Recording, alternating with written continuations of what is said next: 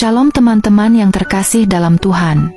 Hari ini kita akan sama-sama merenungkan firman Tuhan tentang kasih karunia-Nya bukan untuk diperjualbelikan.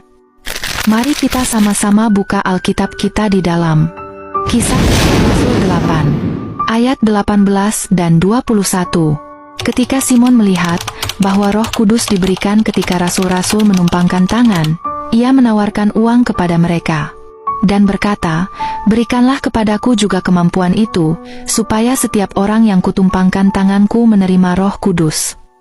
Lalu Petrus menjawab, "Biarlah uangmu binasa bersama dirimu, karena engkau pikir engkau dapat membeli karunia Allah dengan uang. Engkau tidak mendapat bagian atau bagian dalam pelayanan ini, karena hatimu tidak benar di hadapan Allah." Teman-teman, mari kita perhatikan konteks dari kisah ini. Setelah Yesus naik ke surga, Injil mulai tersebar luas melalui para rasul. Salah satu yang dipakai Tuhan saat itu adalah Filipus, yang pergi memberitakan kabar baik di Samaria. Di sana banyak orang percaya dan bersukacita, termasuk seorang pria bernama Simon, yang sebelumnya dikenal sebagai tukang sihir. Dari kisah ini, Simon heran melihat kuasa Allah bekerja. Ia kagum ketika orang-orang menerima Roh Kudus melalui penumpangan tangan para rasul.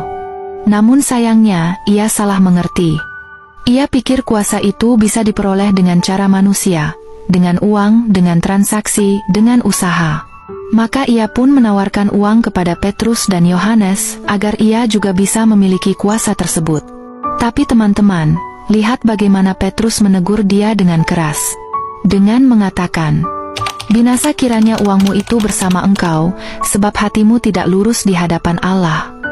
Petrus bukan sekedar marah karena Simon membawa uang, tapi karena hatinya tidak benar. Ia ingin kuasa Allah, tapi bukan untuk kemuliaan Allah. Ia ingin kuasa itu untuk membesarkan dirinya sendiri. Dan disinilah kita belajar sesuatu yang sangat penting.